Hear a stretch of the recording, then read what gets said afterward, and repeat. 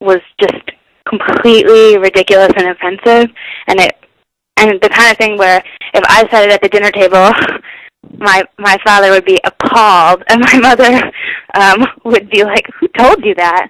And I was supposed to just kind of sit there and smile. And that was upsetting to me.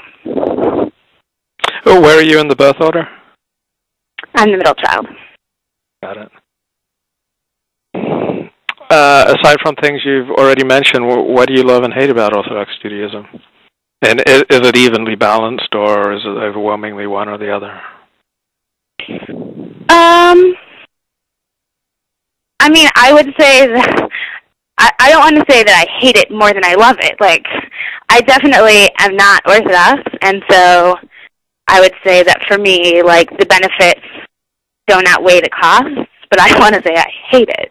I mean, the things that I really dislike about it are how often it's closed-minded, how kind of, I find especially in Orthodox communities, there's a really just kind of narrow understanding of what it means to be Jewish, and people are always trying to out-from each other, and I just find a lot of it ends up being really not in the spirit of what I consider to be Judaism. But what I love about it, and what I think that, you know, most Jewish communities that aren't Orthodox are missing, is like the incredible warmth that I think a lot of Orthodox communities have, and how incredibly well they take care of each other in times of need. And how I think that learning Torah is an incredibly interesting and valuable and fun pursuit that unfortunately is really not as big of a deal in non-Orthodox communities as it is in Orthodox communities. And I think that's too bad, because I do think it's great. So, from what you've said, you're Shomer Shabbat, but not Orthodox. Yeah. What is your Judaism? What do you mean? I don't know. I mean, you're not Orthodox, so I'm just trying to understand where you are. I'm assuming, I don't know, are you conservative? Are you... I don't know. I mean, I would prefer not to affiliate with any of the movements, because I'm not really thrilled with any of them. I think that, like, theologically, I align more with a conservative movement than anywhere else, but I'm not a member of a conservative synagogue. And, I mean, I go to an unaffiliated minyan in New York, so, you know. Do you prefer separate seating? No, I prefer mixed seating.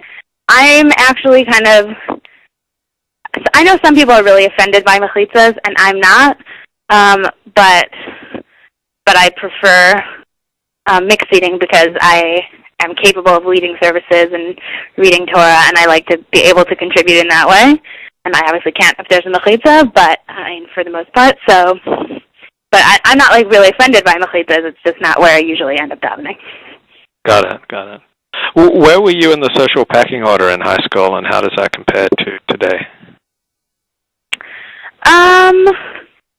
I wasn't particularly popular in high school. I was like I went to such a small school that popularity wasn't really a big deal. Like, everybody had their niche, but I don't know.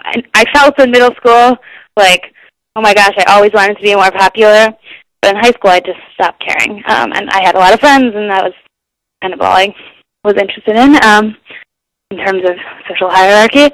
I had a lot of friends from outside of school, from USY, and so I think that also helped make me less concerned about popularity in school, because I had a lot of friends from outside school. But I don't know, because it wasn't really a big deal to me in high school, it would be hard to say that it has like a huge effect on how I think I am socially now. I certainly have a lot of friends, but I don't know if I have like more than most people. I don't really count them. Got it. Your undergraduate major was? English. How did you enjoy your MFA experience?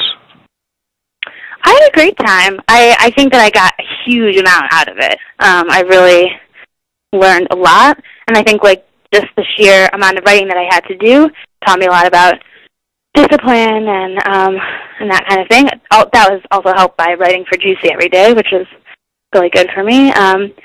But it also gave me, I think the really amazing thing about an MFA is if you can do it and not have anything else huge in your life that's pulling you away from your writing, you get to really focus on your writing.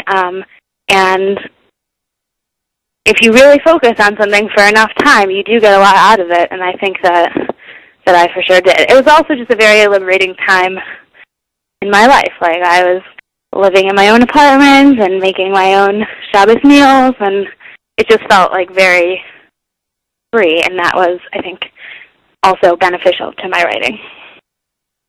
When will we see a book from you? I don't know.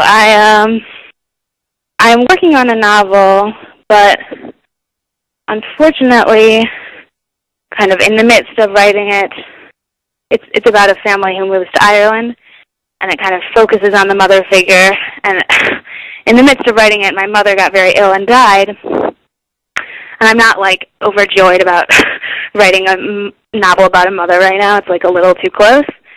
So I hope to finish it sometime in the next year and a half, and then I'll shop it around. But, you know, right now I'm trying to focus on figuring out what's going to happen in it, and I'll think about publishing when I have something finished.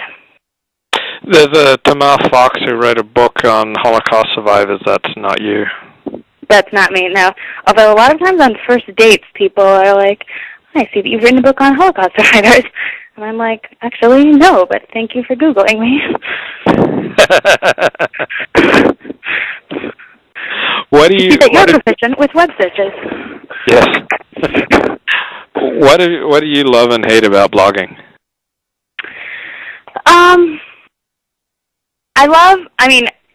On a very basic level, I love that it makes me write, and that that it has given me a forum for thinking out loud, but at the same time really pushed me to be, I think, a much stronger writer. I love having an audience and having people who respond to things that I say and think. I think that's really valuable and interesting. I don't love, there are morons who want to respond to things inappropriately, or, I don't know, there's all kinds of people who you kind of end up interacting with in a weird way on a blog that you probably wouldn't otherwise, and that's not always pleasant. But the truth is, for the vast majority of the time, that stuff doesn't really bother me. I think it's, I don't know, I think it's kind of a learning experience. Much as I find it kind of irritating in the moment, it's good. It helps you develop a thick skin, which I think you need if you're going to be a writer. And I think for the most part, although there are some exceptions to this, it's really good to have somebody voicing the opposition, and that, we tend not to have that in our daily lives, but if you blog and you make a decision that other people think is bad, or you say something that other people disagree with, they're very likely to tell you how they feel, and while that's not necessarily fun, it probably ultimately makes us more careful, interesting people.